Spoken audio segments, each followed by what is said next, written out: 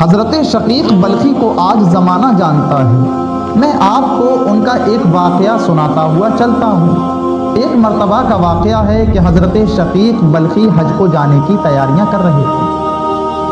قافلے والوں سے کہلوا رکھا تھا کہ جب تم لوگ حج کرنے کے لیے جاؤ گے تو میں بھی تمہارے ساتھ حج کرنے کے لیے چلوں گا، میں بھی تمہارے ساتھ حج کو ادا کروں گا۔ بالآخر جب وقت قریب آ گیا، جب حج کی تیاریاں مکمل ہو گئیں تو قافلے والوں نے خبر بھیجی حضرت شقیق بلخی کو کہ کل صبح کو قافلہ نکلے گا، تم تیار رہنا تاکہ ہم لوگ ایک ساتھ حج کو ادا کر سکیں۔ بہرحال جب یہ خبر رات کے وقت حضرت شقیق بلخی کے پاس پہنچی تو حضرت شقیق بلخی نے قافلے والوں سے کہلوا دیا کہ میں اس سال حج کرنے کے لیے نہیں جاؤں گا، میرے سامنے کچھ مجبوریاں ہیں، میرے سامنے کچھ پریشانیاں ہیں جس کی وجہ سے میں حج نہیں کر سکتا۔ بالآخر قافلے والے حج کرنے کے لیے چلے گئے۔ جب وہ قافلے والے حج کرنے کے لیے تشریف لے گئے تو ان قافلے والوں کے ساتھ ایک اللہ کا ولی بھی تھا، ایک اللہ والا بھی تھا۔ بہرحال جب یہ قافلہ مکہ مکرمہ پہنچا اور حج کو ادا کر لیا، حج کو ادا کرنے کے بعد جب یہ لوگ رات کو آرام کرنے لگے، رات کو سونے لگے تو اس اللہ والے نے خواب میں دیکھا۔ وہ اللہ والا خواب دیکھتا ہے کہ خواب میں اس کے فرشتے تشریف لائے ہیں۔ اس اللہ والے نے خواب میں ان فرشتوں سے پوچھا کہ اے فرشتوں، مجھے یہ بتا دو کہ اس سال کتنے لوگوں کا حج قبول ہوا اور کتنے لوگوں کا حج اس سال قبول نہیں ہوا۔ تو فرشتوں نے کہا کہ اس سال جتنے لوگ بھی حج کرنے کے لیے آئے ہیں سب کا حج اگر قبول ہوا ہے تو شقیق بلخی کے حج کے صدقے میں قبول ہوا۔ جب فرشتوں کی یہ بات اس اللہ والے نے سنی تو اس کی آنکھ کھل گئی اور دیکھا، اور جب اس کی آنکھ کھلی تو حیرت میں تھا کہ شقیق بلخی تو حج کرنے کے لیے بھی نہیں آئے ہیں اور فرشتے یہ کہہ رہے ہیں کہ اس سال جتنے لوگوں کا حج قبول ہوا ہے وہ شقیق بلخی کے صدقے میں ہوا ہے۔ بہرحال اس شخص نے سوچا کہ کہیں ایسا تو نہیں ہے کہ حضرت شقیق بلخی چپکے چپکے حج کرنے کے لیے تشریف لے آئے ہیں، کہیں ایسا تو نہیں ہے کہ انہوں نے چپکے چپکے ہم سے ہٹ کر حج کر لیا ہو، جس کی وجہ سے فرشتے یہ کہہ رہے ہیں کہ اس سال جتنے لوگوں کا حج قبول ہوا ہے وہ شقیق بلخی کے صدقے میں ہوا ہے۔ بہرحال یہ اللہ والا مکے کے اندر حضرت شقیق بلخی کو ڈھونڈنے لگا، سب نے ڈھونڈ لیا لیکن حضرت شقیق بلخی کو کہیں نہیں پایا۔ بہرحال جب یہ قافلہ حج کرنے کے بعد وطن واپس آنے لگا اور جب سب لوگ اپنے اپنے گھر آ گئے تو اس اللہ والے کے دماغ میں وہی بات گھوم رہی کہ آخر شقیق بلخی تو حج کرنے کے لیے بھی نہیں گئے ہیں، فرشتے یہ کہہ رہے ہیں کہ اس سال جتنوں کا حج قبول ہوا ہے شقیق بلخی کے صدقے میں ہوا ہے، آخر معاملہ کیا ہے، آخر ماجرا کیا ہے۔ یہ اللہ والا حضرت شقیق بلخی کے گھر پہنچا اور حضرت شقیق بلخی کو اپنا خواب بتایا کہ میں نے ایسے ایسے خواب میں دیکھا ہے کہ فرشتے یہ کہہ رہے ہیں کہ اس سال جتنے لوگوں کا حج قبول ہوا ہے، اس سال جتنے لوگوں کا حج مقبول ہوا ہے وہ اگر کسی کے صدقے میں ہوا ہے تو حضرت شقیق بلخی کے حج کے صدقے میں ہوا ہے۔ اے شقیق بلخی معاملہ کیا ہے، اے شقیق بلخی ماجرا کیا ہے، مجھے ذرا یہ بتا دو، کہیں تم چپکے سے حج کرنے کے لیے تشریف تو نہیں لے گئے تھے؟ حضرت شقیق بلخی نے بڑا پیارا جواب دیا، فرمایا کہ اے بزرگ سن لو، میں حج کرنے کے لیے نہیں گیا تھا، معاملہ یہ تھا کہ جب میں حج کرنے کی تیاریاں کر رہا تھا، جب میں حج کرنے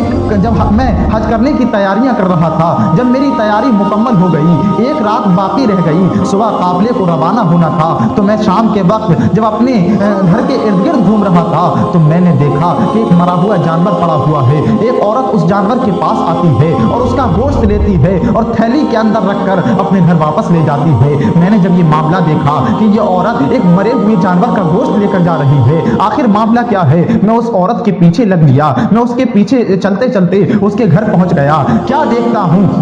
کہ وہ عورت اس مرے ہوئے جانور کا گوشت پکا رہی ہے، اس کے بچے بھوک سے تڑپ رہے ہیں۔ میں جب اس عورت کے گھر پہنچا تو میں نے اس عورت سے پوچھا کہ اے عورت مجھے ذرا یہ بتا دے، کیا تجھے معلوم نہیں ہے کہ شریعت کے اندر جانور کا مرے ہوئے جانور کا گوشت حرام ہے، تو پھر بھی کھا رہی ہے، تو پھر بھی پکا رہی ہے؟ عورت کہتی ہے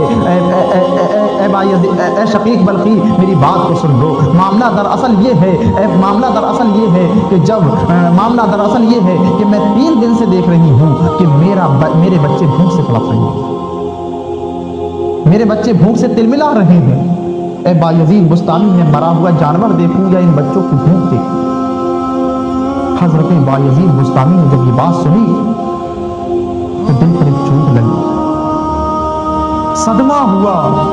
غم ہوا، اور جتنے پیسے حج کرنے کے لیے رکھے تھے تمام پیسے اس عورت کو دے دیے اور کہا لے تو اس مرے ہوئے جانور کا گوشت نہ پکا، ان پیسوں سے اپنے بچوں کو کھانا کھلا لے، اپنا گزر بسر کر لے، اگر زندگی رہی اللہ نے توفیق دی تو میں حج تو اگلی سال بھی کر لوں گا، لیکن اگر میں اسی حالت میں حج کرنے کے لیے چلا گیا تو کل قیامت کے دن اللہ کے سامنے کھڑے ہو کر کیا حساب دوں گا؟ اللہ پوچھے گا کہ میری فلاں بندی بھوک سے تڑپ رہی تھی، اس کے بچے بھوک سے تڑپ رہے تھے، اے حضرت شقیق بلخی، اور تم حج کر رہے تھے، میں اللہ کو کیا جواب دوں؟ یہ بات حضرت شقیق بلخی نے جب اس بزرگ کو بتائی جو قافلے میں حج کرنے کے لیے گیا تھا تو اس بزرگ نے کہا دراصل معاملہ یہی ہے کہ اے شقیق بلخی اگرچہ تم حج کرنے کے لیے نہیں گئے لیکن تم نے چونکہ اس عورت کی مدد کی ہے، اس عورت کی مدد کرنے کی وجہ سے اللہ نے تمہارا تو حج قبول کر ہی لیا، کیونکہ نیت حج کرنے کی تھی، تم نے مدد اس عورت کی کر دی، اس عورت کی مدد کرنے کی وجہ سے اللہ نے تمہارے نامہ اعمال میں بھی حج لکھ دیا، اور جتنے لوگ حج کرنے کے لیے تشریف لے گئے تھے تمام کا حج بھی تمہارے حج کے صدقے میں قبول کر لیا۔ محترم حاضرین، یہ تھے شقیق بلخی جو دوسروں کے اتنے کام آتے تھے، دوسروں کی اتنی مدد کرتے تھے۔ آج ہمیں بھی اپنے پڑوسیوں کا دھیان رکھنا ہے، اپنے دوستوں کا دھیان رکھنا ہے، ہمیں یہ دھیان رکھنا ہے کہ کہیں ایسا نہ ہو کہ ہم تو کھانا کھا کر سو جائیں، ہم تو پیٹ بھر کے کھانا کھا کے سو جائیں اور پڑوس میں ہمارا پڑوسی بھوکا سو جائے۔ ہمیں اپنے پڑوسی کا دھیان رکھنا ہے، کیونکہ یاد رکھیے گا